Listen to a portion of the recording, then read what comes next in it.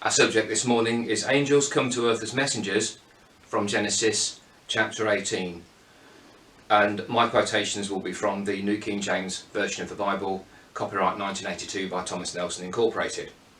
So let's have a look and a recap and look at where we are. Let's look at where this passage is positioned and what's been going on.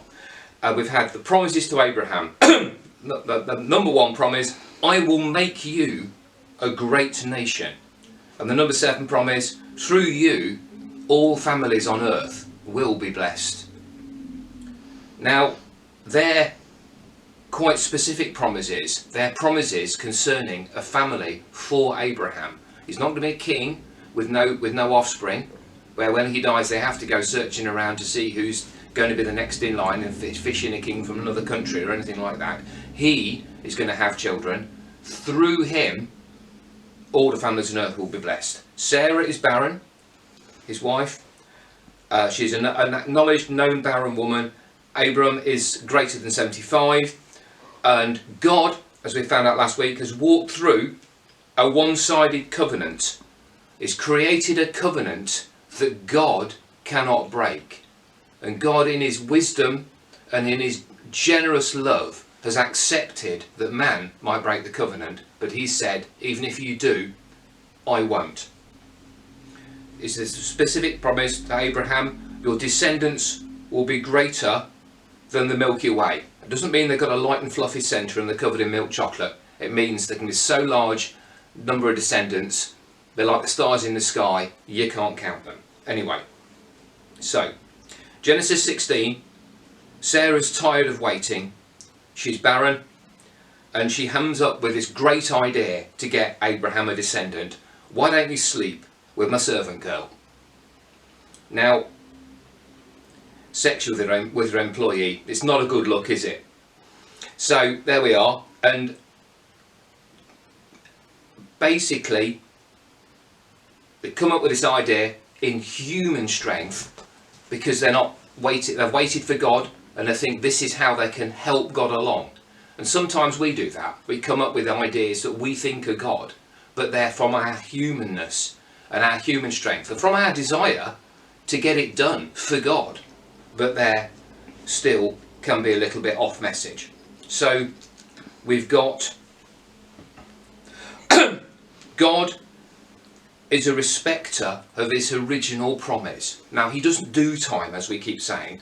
And now he's basically waiting in that Abraham is even older than 75. Sarah is past the years of childbearing, right? So it would be difficult to believe or to talk this out when Abraham has a family. It will be difficult. Nobody would say, oh well, that just happened medically. Now you've got an old guy. It's not going to function, you know, sperm count down in the doldrums and all that. She's barren, she's old too. It's not going to have happened medically, naturally, humanly speaking.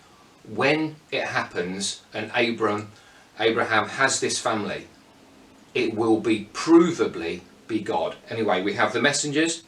They come along and they say, and the first thing is that Abraham is a hospitable bloke, and he sorts out some food for them, and they go and get some flour, make some stuff, and then they're going to be here for a while. There's a couple of them, there's several of us. Go and kill a cow, and slaughter it, prepare it. Now it's not the Blue Peter cow out the freezer, one that was prepared earlier. It's prepared whilst they're there, so you can know that this isn't a quick visit. This isn't a flying visit. They haven't dropped in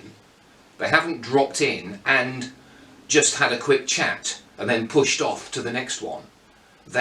God, with his messengers, is committed to Abraham and Sarah. He's spent time with them, and this is probably, although it doesn't state it in the Bible, it implies it's probably all day. So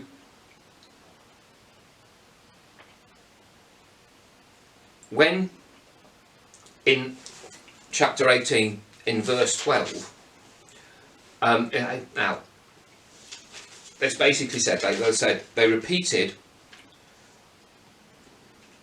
no, sorry, in verse 9, they said, "Where is Sarah your wife?" He said, "Here in the tent." And the messenger said to him, "I will certainly return to you according to the time of life. And behold," as in 9 months' time, "and behold, Sarah your wife shall have a son."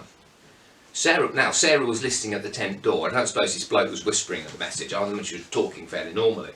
And but perhaps it was even raising his voice slightly to deliver the message of God in a clear and unequivocal way. Now, it says in verse 11, "Abraham and Sarah were old, well advanced in age," and confirms it. "And Sarah had passed the age of childbearing."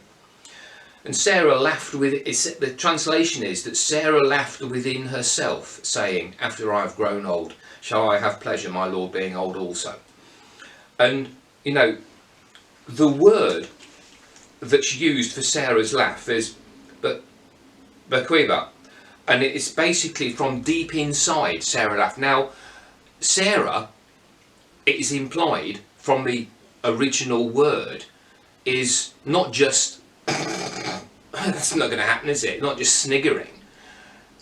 Sarah is rolling around with a belly laugh. This is the complete laugh to end all laughs. This is scoffing, this is mocking, this is the funniest thing that she has heard in years. And then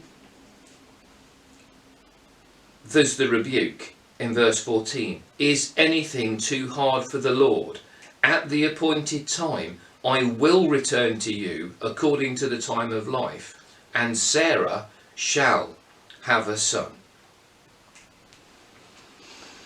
Now, that is the restatement of God's commitment to the original plan as expressed when Abram originally set off on the journey that God had started him off on. God has waited until it was provably not humanly possible, so that everybody will know that it's He, the Lord, who has done it. I mean, all credit to Sarah. Sarah is old. She's tired of waiting for God. I mean, she scoffs at the plan and receives this angelic rebuke, yes, but she is exhausted by God's seemingly unkept promises, and she's afraid to start to hope that it would come true as per the word to her. But the word to Sarah and the word to us today is that you are never too old and it's never too late to be included in God's great and wonderful plan.